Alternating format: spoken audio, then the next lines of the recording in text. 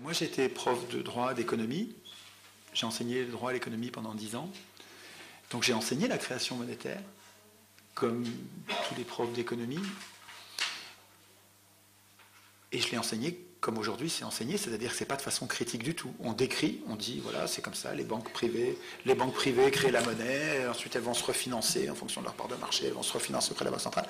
Et puis je passe à un autre sujet, parce que quand on est à un cours d'économie, il y a plein de choses à voir, hein. Il n'y a pas que la monnaie, il y a le chômage, l'inflation, il y a plein d'autres choses.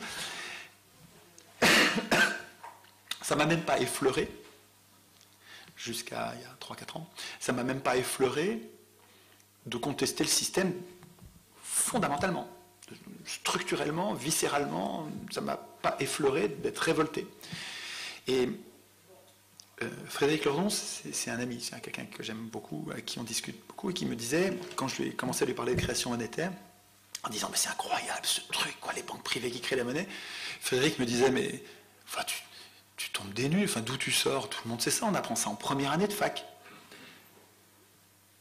Alors, c'est vrai qu'on apprend ça en première année de fac, mais on n'apprend pas à se révolter. On apprend en première année de fac que c'est comme ça et c'est bien comme ça. Mais c'est pas pareil que si on l'apprenait en disant « Et qu'est-ce que vous en pensez ?» Parce que quand vous voyez comment ça marche la création monétaire, mais il y a de quoi descendre dans la rue et foutre le bordel, un bordel noir. Enfin, c'est incroyable. Le cas caricatural, c'est les Américains. Les Américains, avant 1913, ils avaient une banque centrale, mais qui était encore sous contrôle des citoyens, plus ou moins. Et puis, ils n'avaient pas d'impôt sur le revenu. Ils n'avaient pas d'impôt sur le revenu. La même année, 1913, alors je veux dire, ils peuvent marquer cet anniversaire d'une pierre noire. La même année, les banquiers privés, 5 banquiers, ont réussi avec des manœuvres qui sont... Vraiment, il faut lire ça, quoi. C'est passionnant, il faut lire ça. Il y a 2 gars qui ont enquêté toute leur vie sur le sujet et qui ont retracé ça méticuleusement. C'est passionnant. 5 banquiers qui ont réussi à obtenir que quand l'État américain a besoin d'argent, il n'y a pas de problème. C'est nous, les banquiers privés, qui allons lui donner, qui allons lui prêter, avec un intérêt de 6%. C'est incroyable.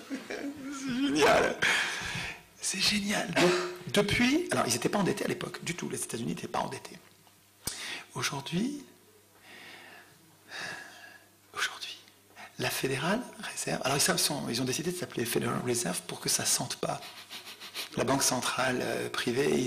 Les Américains ne voulaient pas de banque centrale, ils ne voulaient pas la domination de Wall Street, ils ne voulaient pas, ils savaient que c'était dangereux, ils n'en voulaient pas.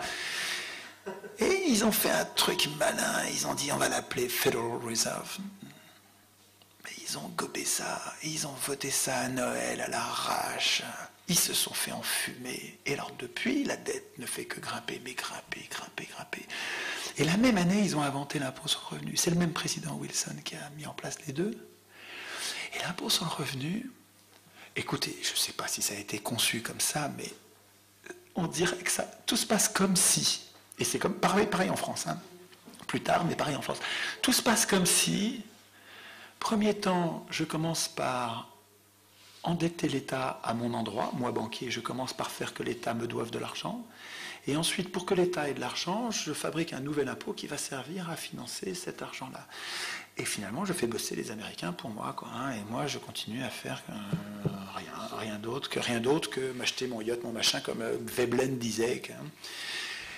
Mais attends, mais c'est que ça marche vachement bien, et finalement, l'impôt sur le revenu, il prend tout le service de la dette aux États-Unis. C'est-à-dire que toute la masse monétaire des États-Unis, qui est de la dette, évidemment, il faudra qu'on prenne le temps d'expliquer ça, la monnaie, c'est de la dette.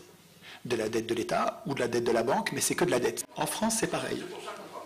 Tout ce que vous payez en impôt sur le revenu, 100% de ce que vous payez, ne sert pas à faire marcher les hôpitaux, les écoles, les services publics. Pas du tout. Ça part tout dans le service de la dette, c'est-à-dire que ça part dans les poches des riches qui ont prêté à l'État, parce que l'État a renoncé à créer lui-même la monnaie dont il a besoin. L'État, c'est l'État. Nous, en fait, nos représentants, en fait, des félons, des traîtres ont obligé l'État, nous ont obligés à nous endetter auprès d'acteurs privés, donc des gens qui, par définition, ont de l'argent. S'ils peuvent nous prêter, c'est qu'ils ont de l'argent. À nous endetter auprès de ces gens-là, en leur payant un intérêt. Et cet intérêt, alors il a grandi depuis 1973. Et si vous regardez les déficits, alors les déficits de chaque année, ils sont égaux au service de la dette. C'est-à-dire que s'il n'y avait pas la dette, on serait resté à peu près, grosso modo, on serait resté à peu près à l'équilibre, à peu près. C'est-à-dire qu'en fait, le déséquilibre, c'est la formation de la dette et le service de la dette, pas le remboursement. C'est inaccessible le remboursement, ça fait trop d'argent. Le service de la dette, juste les intérêts, l'État le prend par l'impôt sur le revenu et le donne aux riches. Mais c'est incroyable qu'on accepte un système pareil. C'est juste incroyable qu'on accepte. C'est incroyable qu'on appelle représentants des gens qui sont capables de nous trahir au dernier degré comme ça. Quand vous faites les milliards et que vous regardez ce qui nous manque pour la Sécu, vous regardez ce qui nous manque pour la retraite, vous regardez ce qui nous manque pour EDF, GDF, tous les services publics, mais attendez, mais vous avez tout ce qu'il faut. Vous avez tout ce qu'il faut.